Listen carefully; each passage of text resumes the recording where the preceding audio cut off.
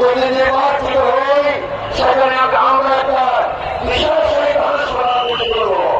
যে হাসপাতাল হবে সারা দেশের মানুষ হলে চিকিৎসা পাবে। যে হাসপাতালে সারা বাংলার মানুষরা, চট্টগ্রামের মানুষরা, সারা দেশের মানুষ আগুনে চিকিৎসা পাবে। এর মাধ্যমে আমাদের চট্টগ্রাম যেমন সমৃদ্ধ হবে, তেমনি হবে আমাদের আইনের হবে। আমি আমার বক্তব্য করছি না, আপনাদের সবাইকে দেশবাসীকে আবেদন জানাচ্ছি সারা দেশ ব্যাপী দাবি বাংলা প্রচারের পক্ষে যেন বাংলা সৃষ্টি হয়েছে আমরা সকলে আগামী দিনে ইনশাআল্লাহ